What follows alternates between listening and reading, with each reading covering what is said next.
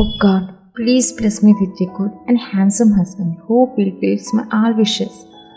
A gorgeous girl with a vintage look is wearing a fancy pink plush dress, a diamond thin layer attire, and completes her look like a princess with her beauty. Her long hair strands cover her back. She is praying to God, joining her hands together and closing her eyes tightly, so happy. Just then she has a laugh, turns back and sees her grandma, who is wearing a classic outwear and necklace diamond, entering the room with a smile. Vine smiles back like a baby. Is my Vine wishing for a husband? Vine nodded but shook her head. You don't need to wish for a handsome or a good husband, because you are the most gorgeous princess in this world. If anyone dares to perform any magic, only then would they deserve my Vine to be their wife. There is definitely a prince meant for you, princess. Am I really that gorgeous? She pointed at herself innocently. Grandma chuckled. Then what, dear? Come with me.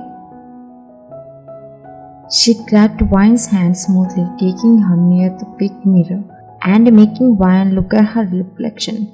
Grandma stood beside Vine. Look at my Vine, how beautiful she is. Surely your future husband must be pray to God, hoping to deserve such a beauty as his wife. Vine felt shy, her whole face slowly turning red. She innocently asked her grandma something. Grandma, can my future husband fulfill my every wish? Yes, dear. Can he take care of me like I'm your baby? Absolutely he can. Can he take me out and travel with me wherever I want? This time a bit upset in her tone. Even Grandma noticed it, and then Grandma made Vine turn back and face her. Since your childhood, you have never stepped off the mansion because your father has a rival Mafia gang. I still remember telling you that your future husband would take you wherever you want to go. I know how much you earn to go out and enjoy life like a free-flying bird. I am waiting for him. Your wait will end be over. Your dad is already searching for a partner for you. What? Yes, dear. You will be getting married soon and starting a new life with your future husband. Vine's face brightened with shyness. Grandma wiggling her eyebrows teasingly. Is my Vine already getting shy even before meeting her husband? No. She hid her face and ran from there. There was a man screaming in pain, and there that strong guards were beating him with iron weapons forcefully. The man saw a gun and grabbed it from another guard, and all were shocked. Don't shoot. Everyone raised their hands in surrender. The man pointed the gun at the others. I had told you many times I don't know anything. I'm just a pawn from a boss. But you all are beating me up. I'll kill you. He was about to pull the trigger in a hurry, but he got shot in the leg, causing him to lose his balance. The bullet he shot missed a guard. All were stunned to see their boss arriving there with a revolver. The man was groaning in pain, crying, and holding his leg. When he felt someone's shadow over him, he raised his head, but when he saw who shot him, he was scared. Because it was John Jungkook, who is 25 years old, handsome with dark hunting eyes, a sharp jaw, and the king of the country of the leader of the John company, an eldest son of Mr. John. Without saying anything or asking, he directly put the gun at the man's forehead, his eyes giving a death glare. Please don't kill me.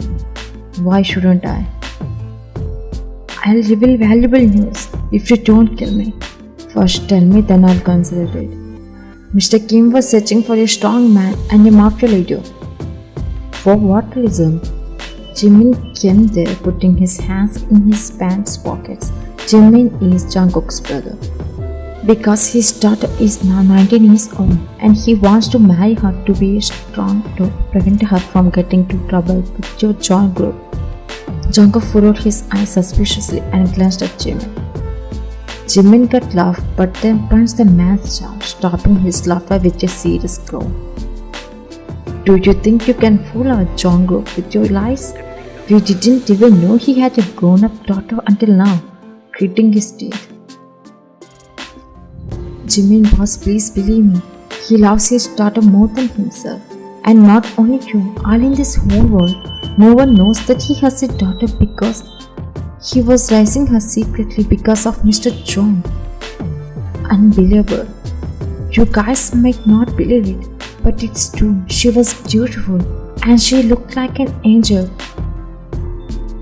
No, even a single angel isn't enough to describe her beauty. That's when Jungkook opened his mouth and let out a question with his deep voice. Is she really that gorgeous? Yes, boss. Also, she was innocent. She had no relationship with anyone, and you can't even find a girl like her who was both beautiful and good. Jungkook smirked and looked at Jimin. Jimin, I want her. Are you serious? Mr. Kim was our enemy, and his daughter is at the stake. She is beautiful and innocent, so I want her. Jungkook, you are not gonna hurt her, right? I'm gonna Mr. Kim's mansion right now. Wait, don't go. He was trying to stop Jungkook because he knows if Jungkook goes to Mr. Kim's mansion, it would turn into a cemetery. Not that he asked Wayne's hand for marriage, Cameron. I'll go and ask for his daughter's hand for you. Okay. He looked at the cards. Get him in his cell. Wait, boss, leave me. I have been revealing the truth that Mr. Kim was hiding. He was crying and screaming. Then Jungkook spoke without even looking back as he was still leaving. Who knows if it was a beautiful lie just to escape from me. Jungkook can't believe in anyone that easily or at all. He left.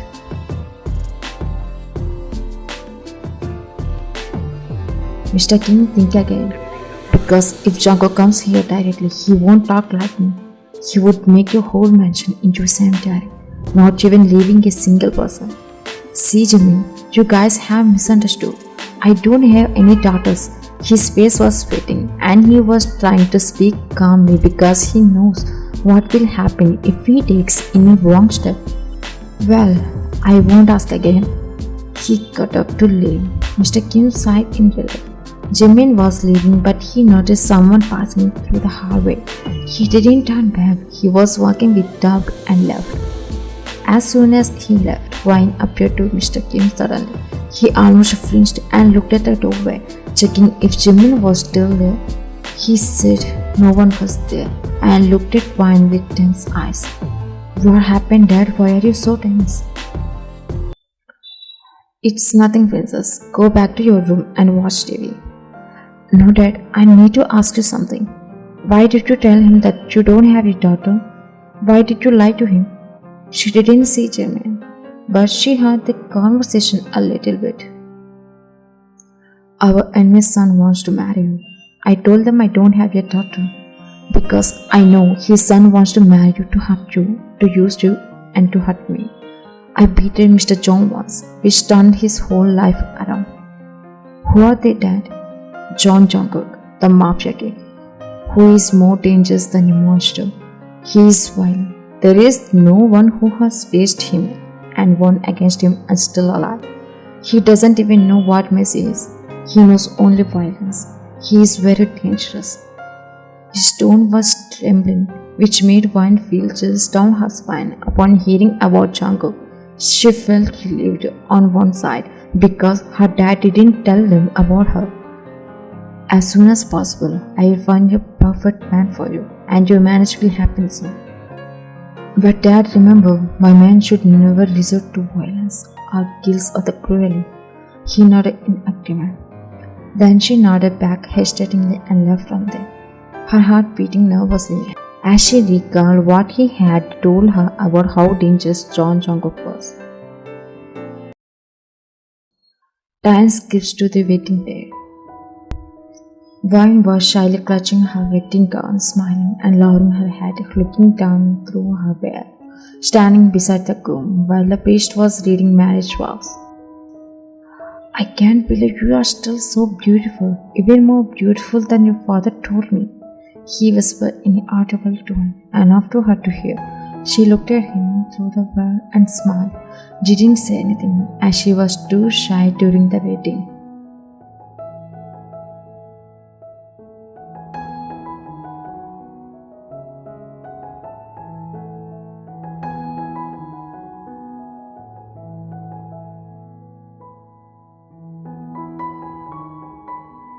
She looked at her dad and grandma with a smile. They both greeted her happily. Then she looked back. I do. Now you both may exchange the wedding rings. These rings represent a circle of unending love and commitment. The groom and bride took the rings and turned to each other, Alexander taking Wine's hand gently and sliding the diamond ring onto her finger. She smiled, then prepared to slide the ring onto his finger. But suddenly gunshot rang out and blood stained Wine's hair and her white gown as her groom collapsed. She screamed in terror and heartbreak, her cries echoing throughout the area. She watched Alexander's lifeless body in front of her.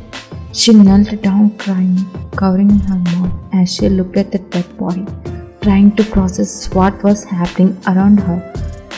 People were running and the girls were alert for her protection. Suddenly her dad ran to her and stopped her as she was about to touch Alexander's body while crying. Wine got up. Boss, Mr. John was taking charge and covered the entire area. His team is 10 times bigger than ours now. How did he find out our private location? Boss, he has already on his way here. We need to act quickly. The guard was also killed by a bullet shot. That's when Vanya saw who was coming. It was her fate, John Jacob, appearing in the form of a mafia leader, more powerful than her dad by 1,000 times. She was forcing her tears, refusing to fall, as she watched him kill anyone who tried to stop him from reaching her. Mr. King grabbed Wine's hand and started to take her with him out of fear.